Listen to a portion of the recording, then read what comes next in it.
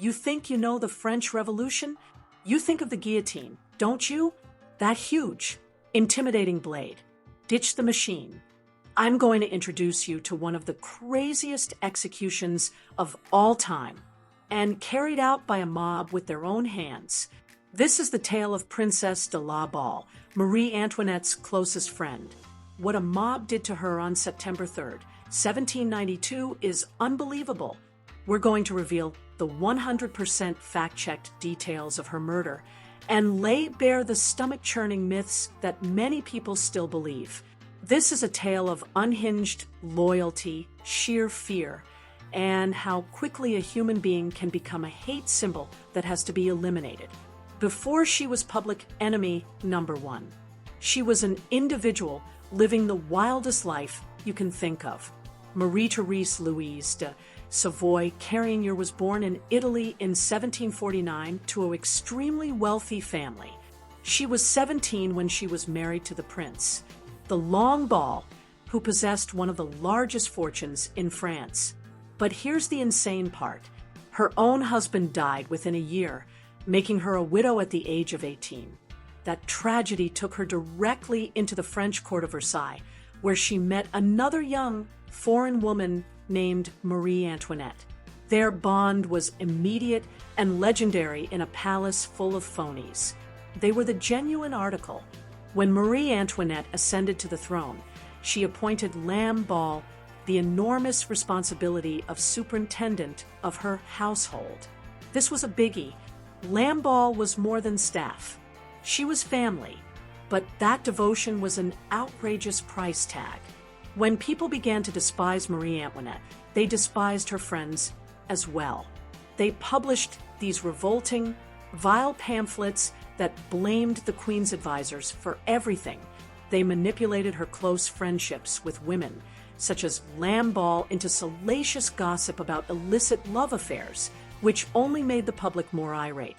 Lumbo, the gentle, devoted friend, was turned into a supervillain. She was branded a corrupting influence, an Austrian spy, and a French enemy. A big target was marked on her back, and things were ready to go 100 times from worse. When the Bastille prison was stormed in 1789, the world went haywire. The monarchy began to implode, and the aristocrats were fleeing for their lives, leaving France as quickly as possible. And Princess de la Balle, she was secure in London. Her family and friends pleaded with her to stay here, don't return. But her devotion to Marie Antoinette was complete. The Queen was in peril, and Lombard felt she belonged by her side. Marie Antoinette begged her to return, writing, "I must live and die with her." So Lombard actually wrote her will, knowing she probably was going to return to her own demise, and returned to Paris. She walked straight back into the flames. She was there when the royal family attempted to flee and utterly failed. She was there on June 20th, 1792, when a crowd rioted and stormed the palace. One eyewitness reported that during the entire rampage, Lambert only cared about the Queen's protection, not her own. That devotion would cost her all. On August 10th, 1792, the monarchy was abolished. The royals were being held captive in the Temple Fortress, and Lamballe was parted from the Queen and imprisoned in La Force prison, one of the darkest, grimiest, and most appalling places you could ever find yourself. By late August 1792, Paris was completely panic-struck. An enemy force was marching towards the city, with every intention of burning it to the ground if anything happened to the royal family. This went terribly wrong. Rather than being frightened, the revolutionaries went mad. They believed spies and traitors were trapped behind the prisons in the city, waiting to escape and assault them. George Danton, the revolutionary leader, shouted to overcome them.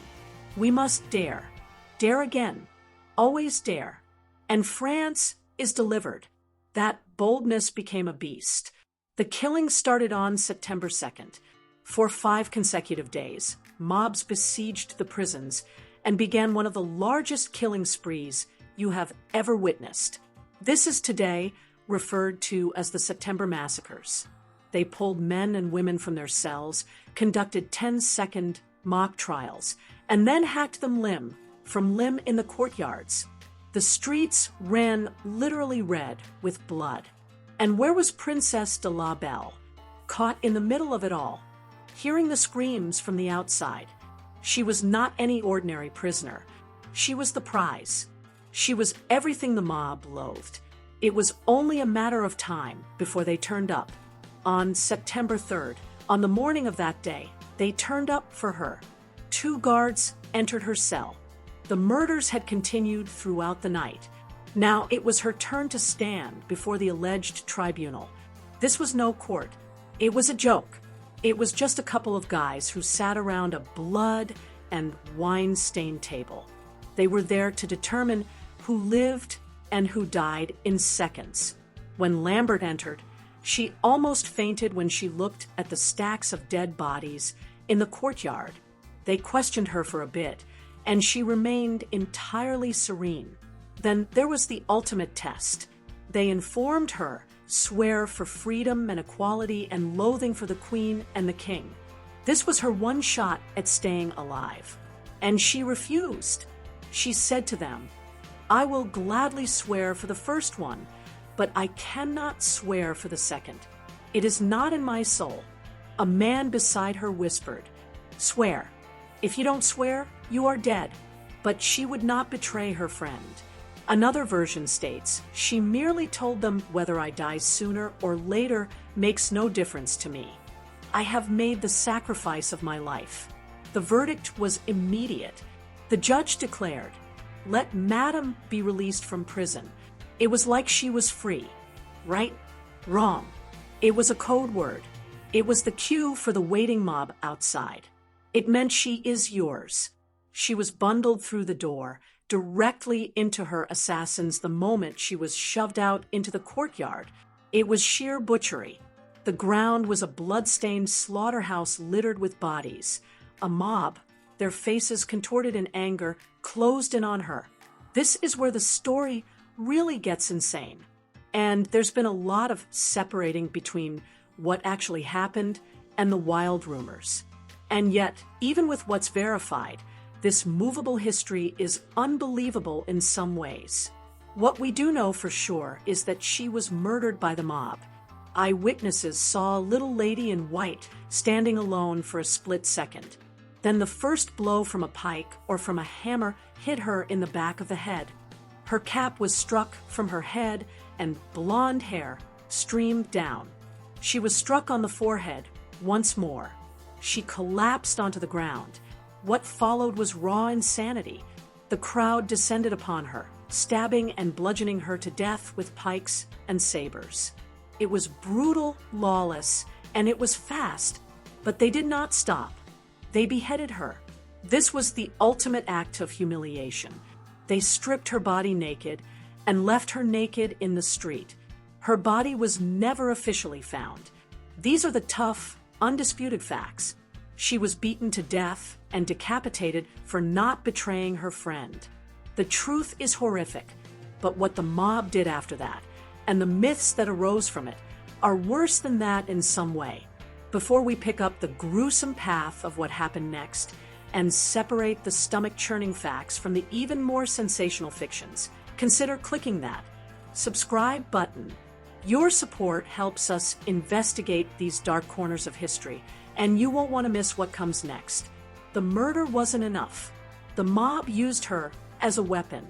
They placed her severed head on the tip of a pike and commenced a grisly march through the streets of Paris. Where did they intend to go? The prison in the Temple. Why? To compel Marie Antoinette to behold what they had inflicted upon her dearest friend.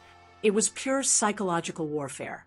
Before the mob reached the temple, they started to gather beneath the window and commenced yelling for the Queen to emerge and view the head. There are even speculations that they requested her to kiss the lips of the deceased friend. The family within heard the terrifying sound. The king's valet saw the head and knew it right away, while Marie Antoinette was asking what was happening. Guards closed in to prevent the window. Now, we do not know if she actually saw the head, but what we do know is a guard bluntly told her, "They are trying to show you the princess's head, the lamb ball." The words alone were enough to break her. Marie Antoinette screamed and fainted in the dead faint. She supposedly wept the whole night through. The crowd had prevailed. They had dealt a serious psychological wound. They murdered her friend as a substitute to torment the woman whom they really hated. That picture of her friend's head on a spike would haunt Marie Antoinette for the rest of her days. The true tale is bad enough, but the myths that were spawned from this one are something else. For centuries, they have been perpetuating these totally made-up stories. Let's eliminate them now. The most persistent and salacious myth is the one about sexual desecration of her body. Rape tale went around that she had her breasts cut off and genitals mutilated. This is almost sure to be a lie. Modern accounts, even from her enemies, say nothing about it.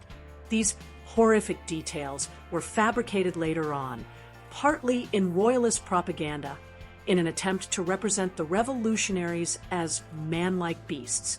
We even possess an official account of the items found in her pockets, i.e., that her body was still intact at this point. And then there's the cannibalism legend. Rumors circulated that her heart was pulled out and eaten a second time. This seems to be a whole fabrication whipped up for maximum sensationalism. There is no substantiation whatsoever for this. Other legends endure as well. One said she had her head taken off and her head taken to a hairdresser to have it powdered and styled in order to make it more appealing to the queen. Nope, never happened. Another myth is that she hid a secret letter to the queen in her hair, a romance idea with no truth. And as we said, the greatest myth is that Marie Antoinette was forced to kiss Lambal's severed head's lips. We know from various accounts this never happened. So, why did crazy myths get created? Propaganda, shock value, and let's face it, people enjoy a dirty horror story. But in focusing on the fake, we forget the real woman at the center of this amazing tragedy. The killing of Princess de la Balle was not a state assassination. It was a lynching. It was a ritualistic murder by a mob who saw her as a powerful symbol, not a person. Her death is one of the most infamous episodes of the entire French Revolution. The settled fact of her death is horrible enough. She was a woman to whom the sole crime was devotion. She returned to a burning city to remain with a friend. For this crime, she experienced a mockery of a trial would not compromise her beliefs, and was handed over to a mob to beat to death and behead. Her head was then used as a psychological tool of torture. The truth is bad enough in itself. It does not need to be accompanied by phony stories about cannibalism. The truth is worse because it shows how easily political rage destroys empathy, how quickly a mob can become a death squad, and how a person's life can be boiled down to a single hateful idea. The story of Princess de Lamballe is a chastening reminder of the price in human lives of revolution. It's a story of what happens when personal loyalty runs into political fury. It forces us to confront that the worst stories are not necessarily the made-up stories. They are the true ones. She remains a tragic figure, one more remembered for her death than for her life, for the unimaginable viciousness of the latter. What was the biggest surprise you had learning about the actual life of Princess de Lamballe? Do you think it's more important that history puts the verified facts first or explores the powerful legends? Let us know in the comments. And for more in-depth investigations into the dark and oft misunderstood pages of history, be sure to subscribe.